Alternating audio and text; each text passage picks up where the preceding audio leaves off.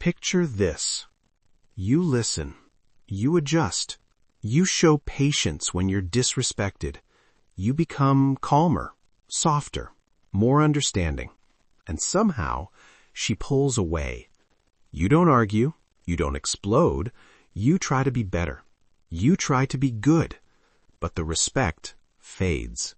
Not loudly, not dramatically, quietly. What I'm about to tell you isn't comforting, but it explains everything. The betrayal. You were taught that goodness is rewarded, that empathy creates loyalty, that sacrifice earns love. So you complied. You compromised. You swallowed your pride because you were told that's what mature men do. And yet, she started speaking to you differently, interrupting you, testing you, questioning your decisions, not because you failed, but because you erased yourself. This is the betrayal no one warns men about, that doing everything right can still make you invisible. A logical truth. Here's the part culture avoids. Respect is not moral, it's biological. The human brain is hardwired to respect strength, boundaries, and self-priority. Not cruelty, not dominance, but grounded authority. From an evolutionary perspective, excessive agreeableness signaled low survival value. A man who constantly yields appears uncertain, and uncertainty triggers contempt at a subconscious level. This isn't opinion, it's brain chemistry. Dopamine responds to challenge, not predictability. The mechanism. When you overgive, you shift the emotional market. Your value drops because it's unlimited. Your time becomes assumed. Your presence becomes expected. The neurological mechanism is simple. The brain associates scarcity with importance and abundance with disposability. Every time you explain yourself excessively, you communicate weakness without words. Every time you abandon your boundaries to maintain peace, you signal fear of loss. And fear is never respected. Warning signs. Let me show you how this appears in real life. She stops asking what you think, but still expects your emotional support. She cancels plans casually, laughs it off when you're bothered. She jokes at your expense in front of others and watches to see if you'll tolerate it. You become reliable, but no longer desired.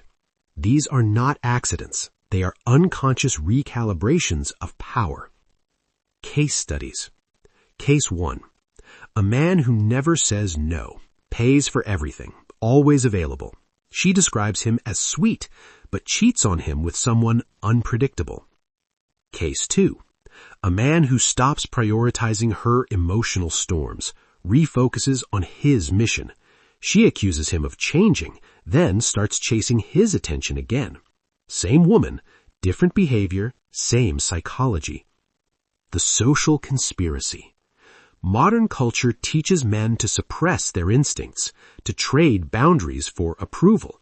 You're told masculinity is dangerous, that firmness is toxic, that self-priority is selfish. But notice something. The men who maintain respect are never shamed in private, only in public narratives. This confusion benefits the system, not the man. The inevitable collapse. Eventually, something breaks. You feel resentment, exhaustion, a quiet rage you can't explain. She senses it before you say a word. Attraction dies before arguments begin.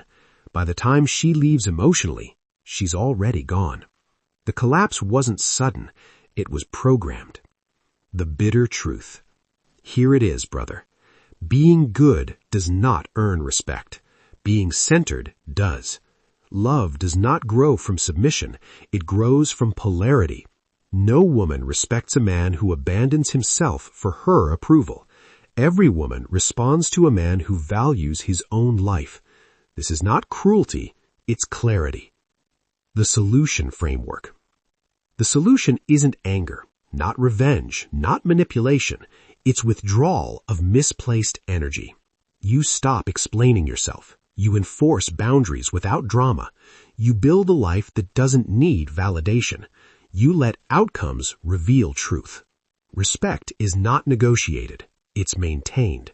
And the moment you stop trying to be good is the moment you become respected.